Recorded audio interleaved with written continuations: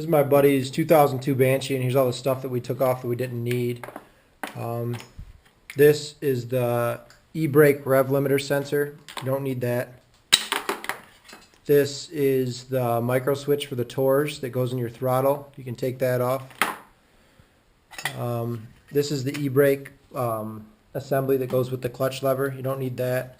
There's the Tors brain, which removed. You don't need that. There's the parking brake lock, which you don't need. We also disconnected the Tors on the carbs, which there's one right there and there's one on the other side, which comes off right here. Neither one of those are needed. We also disconnected the whole e-brake, which runs from the lever up there all the way down through here, through there, and then all the way to the back swing arm.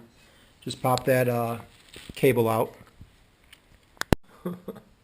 With this Banshee, the clutch was extremely difficult to pull, so we did some diagnostic work on it.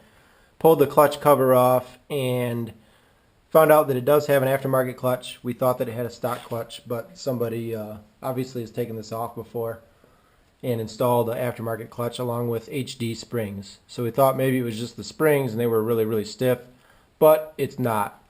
We did a little more work and we decided to lube the clutch cable, and turns out the clutch cable was pretty much almost completely seized up.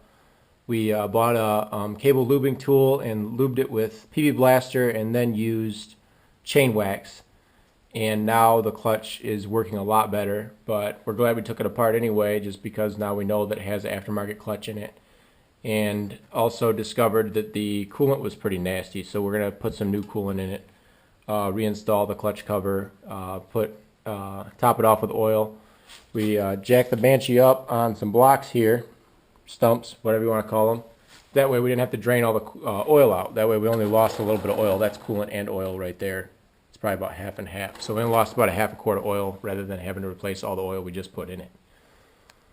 So we're going to get this all put back together. The way we got the clutch cable out was there's just a bolt right there, or a nut right inside there. Just take that off, and then the clutch cable slides out of the clutch linkage on the other side.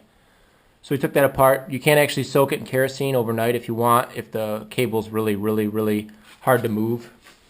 But we just used the lube and that worked fine, so we're going to get this all reassembled.